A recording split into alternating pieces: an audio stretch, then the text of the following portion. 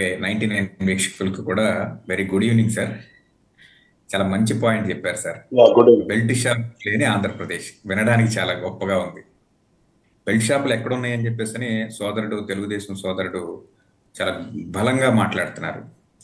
కొలికిపూడి శ్రీనివాస్ గారిని అడిగితే అడ్రస్లతో సహా ఇస్తారు. ఆయన నియోజకవర్గంలో ఎక్కడున్నాయనేది మీడియా పరంగా బయటకు వచ్చి అధికార పక్ష పార్టీ అయినప్పటికీ కూడా ఏంటి పరిస్థితి, జగన్మోహన్ రెడ్డి ప్రభుత్వంలో లిమిటెడ్ లిక్కర్ అమ్మినందుకు మనం అందరం తిట్టొచ్చాం. ఇవాళ నా కాన్స్టిట్యున్సీలో నాకు సంబంధం లేకుండా, నాకు తెలియకుండా ఎక్కడ పడితే అక్కడ విచ్చలవిడిగా మద్యం దుకాణాలు ఏంటి, ఆ మద్యం దుకాణాలకు అనుసంధానంగా బెల్ట్ షాపులు ఏంటి అని చెప్పేసి ఇదే మీడియా పరంగా కదా ఆయన చెప్పేసింది. అది ఎక్కడ వరకు వెళ్ళిందంటే సార్, ఆయనకి షోకాజ్ నోట్ ఇచ్చి పార్టీ ఆఫీస్ కి పిలిపించి అక్షంతలు వేసి నోరు మూపించే వరకు షోకాజ్ నోటీసులు వేరే ఇచ్చారండి. అనలిస్ట్ గారు గమనించాలి, షోకాజ్ నోటీసులు ఇచ్చింది వేరే. అంటే దీని విషయంలో కాదు, వైన్ షాప్ విషయంలో కొన్ని గొడవలు జరిగినాయి. బెల్ట్ షాప్ కాదండి, అది గమనించండి దయచేసి, అది గమనించాలి. శ్రీనివాస్ గారు మద్యం దుకాణాల గురించి, బెల్ట్ షాపుల గురించి మీడియా ముఖంగా మాట్లాడలేదని అరే బెల్ట్ షాపులు కాదు సార్, అక్కడ వైన్ షాపులు ఇష్యూ అండి, గమనించాలి సార్.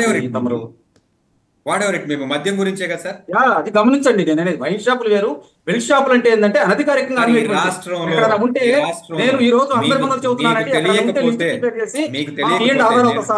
వాళ్ళ మీద రండి. ప్రతి వైన్ షాప్ కి ఒక బెల్ట్ షాప్ ఎక్కడుందో నేను చూపిస్తాను.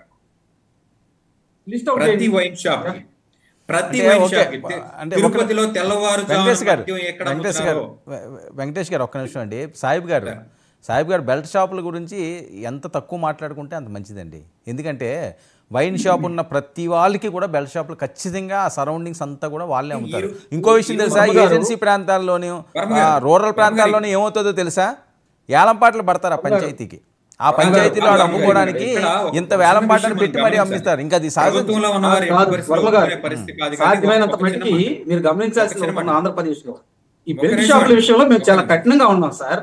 ఎక్కడైనా ఉంటే నిరూపిస్తే క్రిమినల్ చర్యలు తీసుకుంటాం. బెల్ట్ షాపులు రావడానికి ఈ మద్యం పాలసీ కూడా ఒక రకమైనటువంటి కారణం వర్మ గారు. ఎందుకంటే మితిమీరినటువంటి రేట్లు పెట్టి ఈరోజు పాడుకున్నటువంటి వ్యవహారం మనందరం చూస్తున్నాం. సుమారుగా 20 లక్షల రూపాయల నుంచి 50 లక్షల రూపాయలు పెట్టి వాళ్ళు ఈరోజు మద్యం దుకాణాలను పాడారు. అంత రెవెన్యూ వచ్చేటువంటి పరిస్థితి కాదు. కాబట్టి ఖచ్చితంగా ఈరోజు మద్యం డోర్ డెలివరీ అనే పరిస్థితికి ఉంది. ఇక రెండో విషయానికి వచ్చేపాటికి వాలంటీర్లు మద్యం సరఫరా చేశారంటారు. ఒక్క కేసు చూపించమని చెప్పండి. ఎందుకు అమ్మలేదండి? వాలంటీర్లు డోర్ డెలివరీ చేశారన్నారు కదా.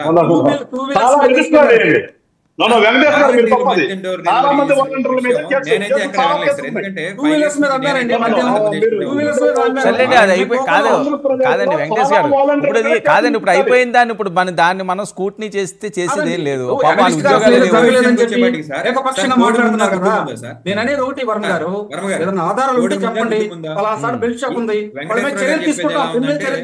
ప్రభుత్వ ఉద్యోగులందరూ కూడా లంచగొండులు, ప్రభుత్వ ఉద్యోగులందరూ కూడా స్వార్థపరులు.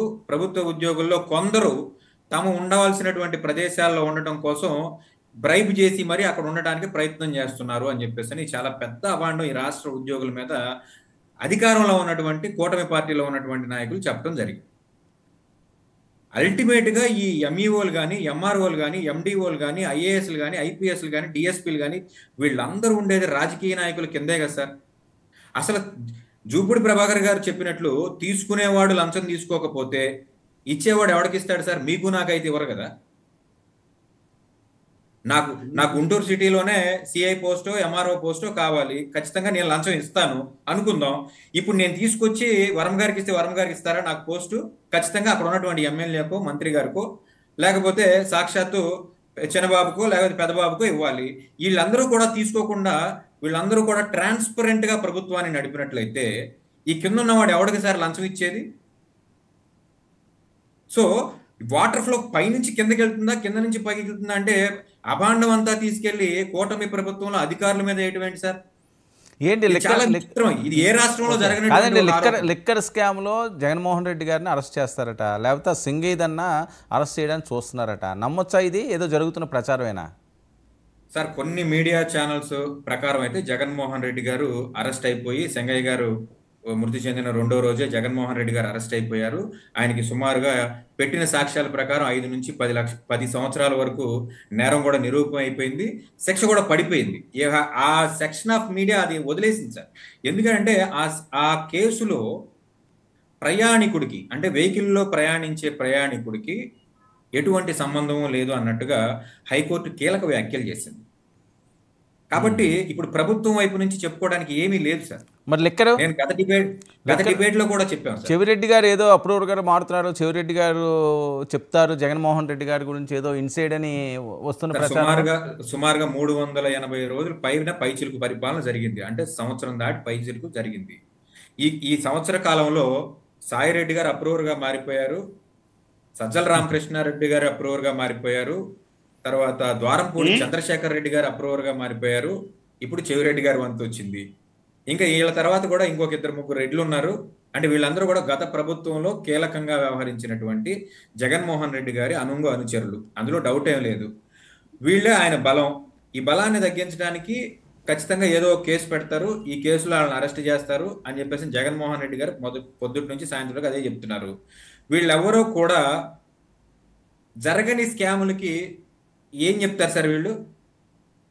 కొన్ని మీడియా ఛానల్స్ అయితే కంటైనర్లో సార్ మొదట డబ్బులు వచ్చినాయండి తాడేపల్లి ప్యాలెస్ కి అని అన్నారు. తర్వాత ఇవి గోల్డ్ బాండ్స్ గా మళ్ళీ మారినాయి, గోల్డ్ కింద మారి అవి కూడా జగన్మోహన్ రెడ్డి గారి ఇంటికి వైపే చూపిస్తున్నాయి. మరి ఎప్పుడు ఆధారాలు సబ్మిట్ చేస్తారు? కోర్టులో మేమంతా కూడా ఈగర్గా చూస్తున్నాం. ఎవరిని పట్టుకుని తిరుపతి లడ్డు వ్యవహారంలో ఈ రోజు వరకు సాక్షాత్తు ఫలానా వాడు నిందితుడు అని చెప్పేటువంటి పరిస్థితి కాంకరెంట్ ఇన్ఫర్మేషన్ తో లేదు. జగన్మోహన్ రెడ్డి గారి మీద వచ్చినటువంటి వీడియో ఎవిడెన్స్, చెంగయ్య గారి వీడియో ఎవిడెన్స్ కి ఈ రోజు వరకు కూడా ఎలక్ట్రానిక్ ఎవిడెన్స్ కి సంబంధించిన 65B సర్టిఫికేట్ రాలేదు. ఓకే, మరి చెవిరెడ్డి గారి పరిస్థితి అలాగే ఉంది. ఆ షిప్పు బాయ్, సీజు బాయ్ అని జగన్మోహన్ రెడ్డి గారు ఎద్దేవా చేసినా ఈ రోజు కూడా డిప్యూటీ సీఎం గారు ఏమీ మాట్లాడినటువంటి పరిస్థితి. ఇలా అనేక రకమైన స్కామ్స్ జరిగినాయి అంటారు కానీ ట్రాన్స్పరెంట్ గా ఇదిగో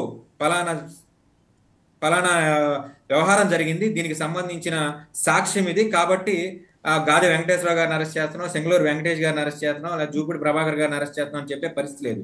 అరెస్ట్ చేస్తున్నాం, ఎంక్వైరీ జరుగుతుంది, సాక్ష్యాలు త్వరలో ప్రొడ్యూస్ చేస్తున్నాం. ఇదే రిపీటెడ్. వెంకటేశ్వర గారు, గాది వెంకటేశ్వర గారు